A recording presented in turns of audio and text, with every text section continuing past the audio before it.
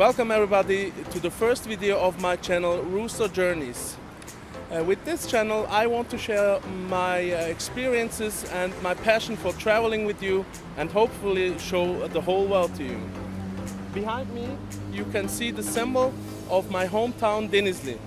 And what could be a better start than my hometown? And that's why I'm going to show you the best activities and the best location in my hometown, and how hopefully you will come to Denizli. Please don't forget to subscribe to don't miss upcoming projects, and you can reach me or my email address in the description or the comments. Let's go! If you're looking for typical Denizli products, this is the place to go. The Babadağlılar çarşısı, or as they say, Babadağlılar işanı. Denizli is well known for their textile products, and especially towels, bathrobes and carpets. So let's see what the newest models are. From the entrance to the top floor, Babadağlılar çarşısı is filled with towels, washcloth, bathrobes and carpets.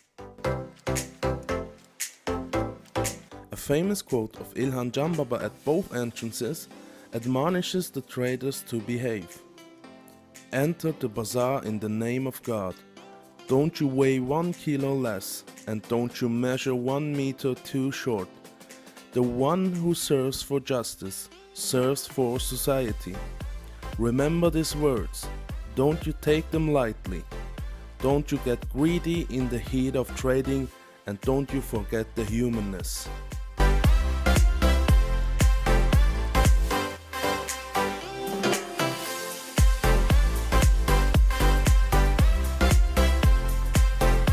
We're here at one of the oldest squares in Denizli, Bayram. And behind me you see the Bayram Mosque. Of course we have also malls in Denizli that's nice, cool and air conditioned. But what can you tell about malls? I mean, it's close food courts and supermarkets. A real shopping experience starts here at Bayram Yeri and the Kale çarşısı.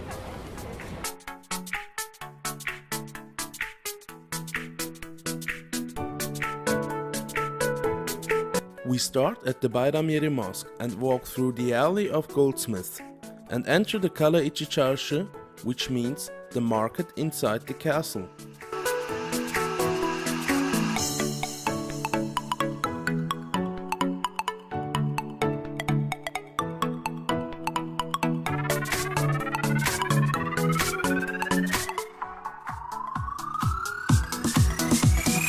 This is day 3 in Denizli, and I had two really interesting days. Not just because the places we visited and the food we ate. It was a great experience for me. It was the first time I shooting videos for YouTube or for anything else. And I was very, very nervous. And I'm trying techniques to get away with that. Sorry. And yeah, I thought about taking the videos in the car might be better because I love to drive and the car is my element. And I got some negative feedbacks from my wife. She said I was too aggressive. So I hope I can get over this pressure like this. And I figure out how to shoot the videos my way and the way you would like it. Now we are on our way to the Telfer of Denizli, and I hope we can enjoy a beautiful view over Denizli. And afterwards we try to go with shuttles and buses to the Bağbaşı yaylası to get some fresh air. Let's see what's up there. This is my first time too.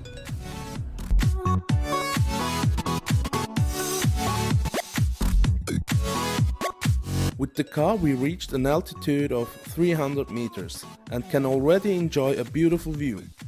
But the Telfer pulls us up on an altitude of 1400 meters. We reached the station at the top, but to get to the Bağbaşı yayla, we have to go up another 100 meters. One can choose between shuttles or walking around 2 kilometers to the yayla.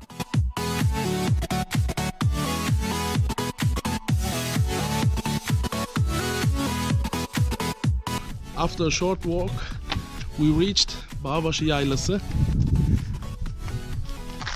and now it's time for a Turkish tea.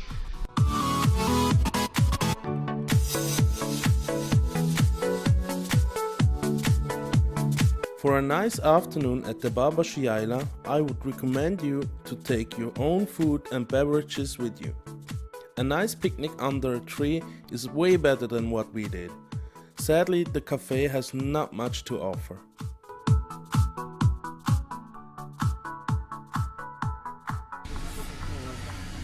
After that short breakfast, we're on our way back down with the shuttles because I'm a little tired and we have a lot of things to do today. I'm going back home and pick up my family, and we're going together to Honas, which I show you now. No, I do not. After a week in Denizli, I had so much footage that I had to split it into 2 videos. In another video, I will show you all the delicious things you can eat in and around Denizli. That's where you can see also our trip to Honas. Now it's time for the beautiful cotton castle of Pamukkale. We are here at the south entrance of the World Heritage Pamukkale and Hieropolis. Behind me you see the entrance area with the souvenir shops and the cafes. We're about to buy our tickets, and after that we're walking through Hieropolis, through the travertine of Pamukkale. The music card for 50 lira allows you to enter every national museum for a whole year. The theater of Hieropolis was built in the 3rd century and is one of the main attractions in Hieropolis.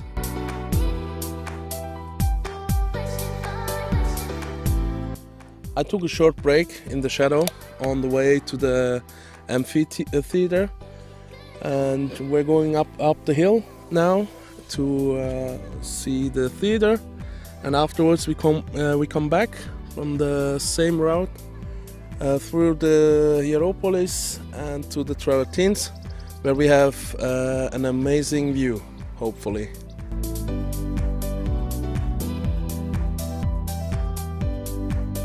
I would really recommend you not to come here at noon like me. I would prefer it the next time to come here early in the morning, like 8 or 9 o'clock, when it's much cooler and there's less people here. But we made it, and this is the theater.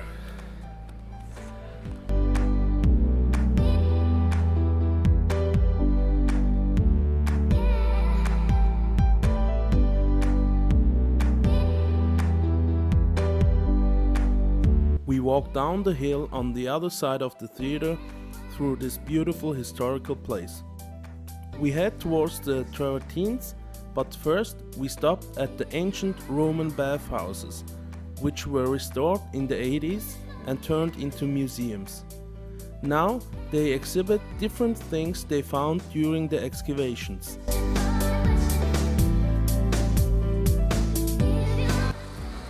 We're here at the travertine of Denizli, a must on Turkish postcards. Up the hill of the travertines there are many hot springs, and the water goes into the travertines, evaporates and leaves the calcium and the other minerals and builds this beautiful white cotton castle, as the Turkish people say. For many years the water of the hot springs was stolen from the hotels and the pools, and there were no restriction for entering the travertine of the Pamukkale. And because of that, this white beauty turned into a greenish mess. And to provide this beauty, Denizli decided to tear down the hotels and the pools, and the entrance to the travertine is now restricted. There's only a small line you see here that's open for the tourists. You can walk down here, down to the hotels and the pools, which has their own water that's not from the hot springs. And now there is a beautiful, beautiful white shining Pamukkale. Another thing you have to see in Hieropolis is the Kleopatra pool. Did you ever wanted to swim in a 2,500-year-old pool? While doing that, you can marvel at the columns of the agora which fell into the pool many centuries ago. That's good.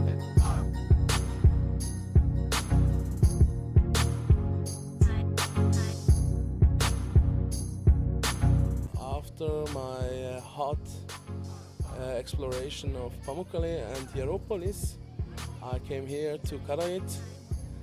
I found a nice cold place to relax a little bit, and after a little pause I'm gonna show you what's special about Karahayıt.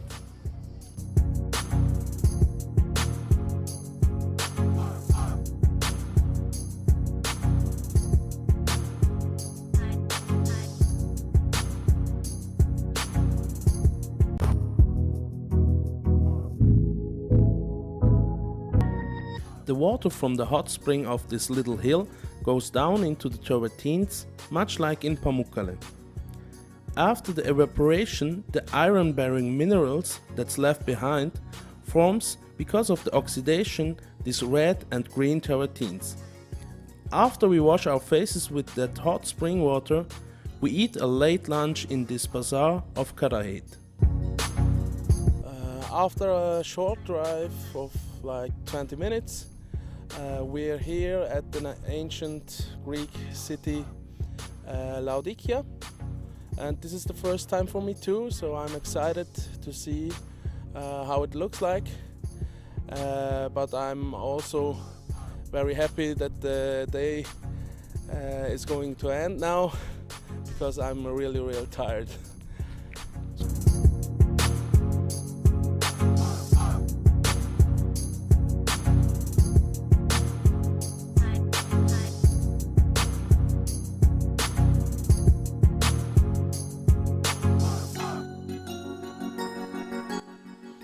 Antiochus II built Laodikya around 260 BC and gave the city the name of his wife Laodikya.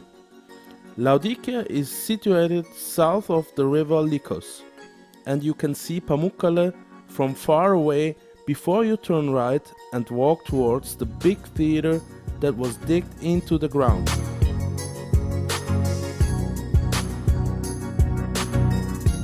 There are plans to restore this beautiful situated theater also.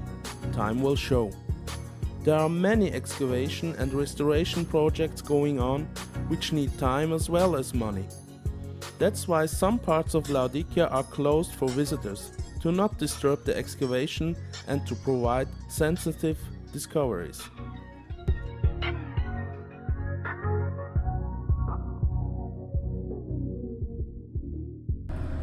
There was a short holiday. My days in Denizli are over. I had to leave my family, my mom, my dad. It was pretty hard though. But that's always the case. I can stay for 3 weeks, 5 for 2 days. It's always hard.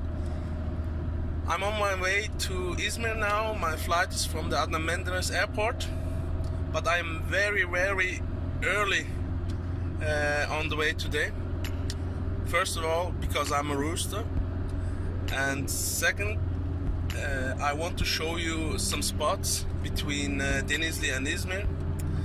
There's, for example, the Byzantine church called Mother Maria, and the antique city Ephesus. It's gonna be a premiere for me too. I'm very excited to show you the spots, and yeah, let's go.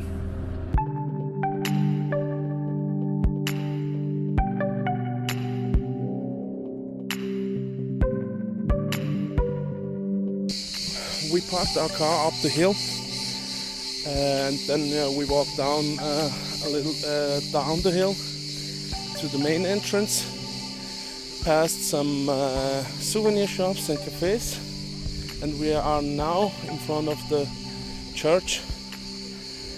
We paid 30 Kale for the parking and the entrance. Unfortunately, the museum card we bought at Hieropolis is not valid here, but I mean 30 Kale for something like that, it's not that much.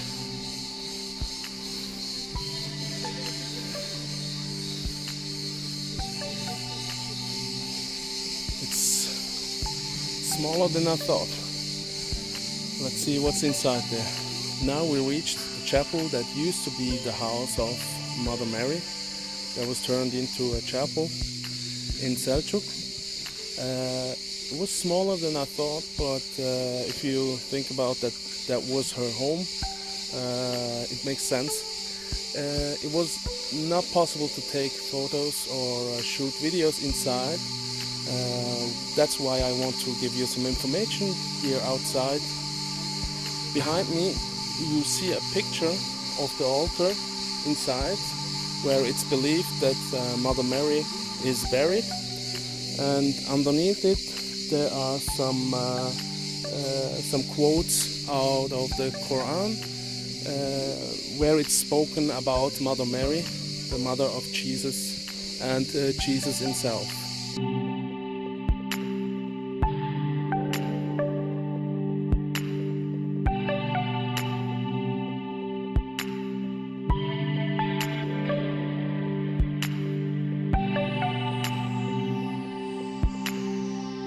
The fact that Jesus was a prophet of the Muslims and therefore Mother Mary has an important role in the Islamic world is not quite known.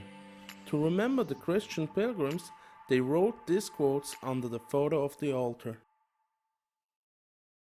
The Nightingale Mountain, where the chapel is located, is especially for Christians very important. 1952, the Vatican declared this chapel and the mountain to pilgrimage. Every year at Assumption Day, August the 15th, many Christian pilgrims gather here to pray for Mary, along with many Muslim pilgrims who recite the Marian Surah and pray also.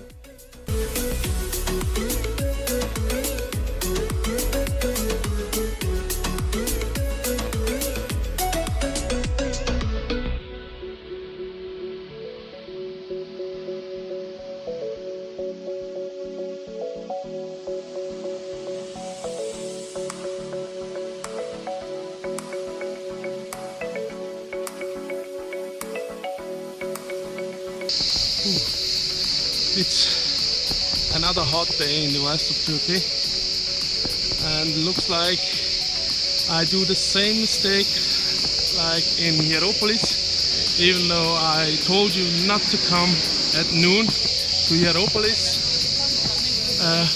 It's noon and I'm walking to another ancient city, Ephesus, but nevertheless, I hope I can shoot some good videos and share the information and the experience with you.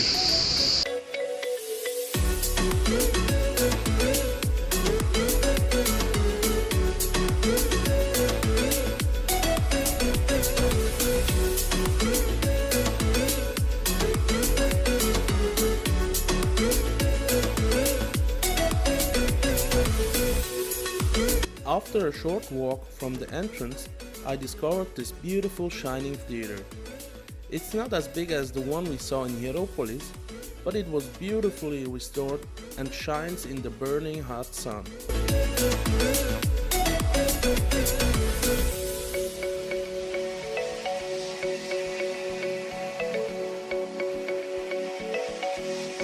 Yeah, I took a short break here under this tree.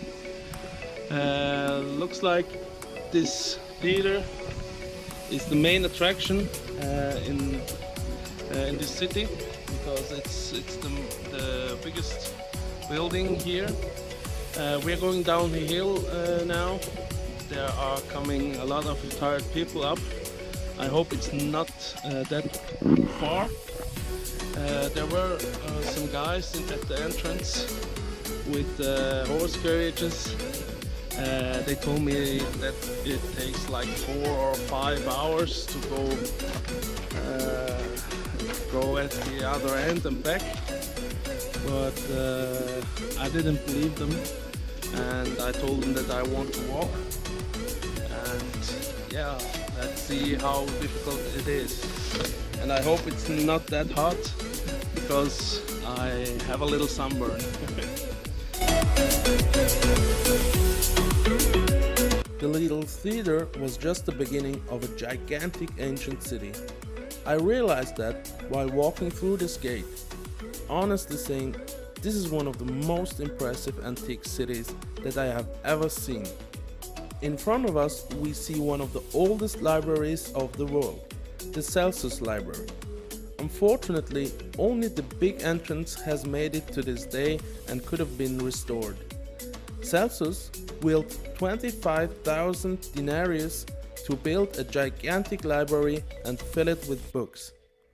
After his passing, his son realized this project and followed his father's will. An impressive city like this needs, of course, an impressive theater.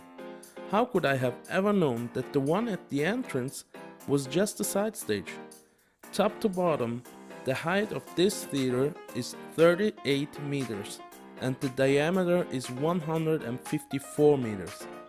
This theater has a capacity for an audience of 24,000 people.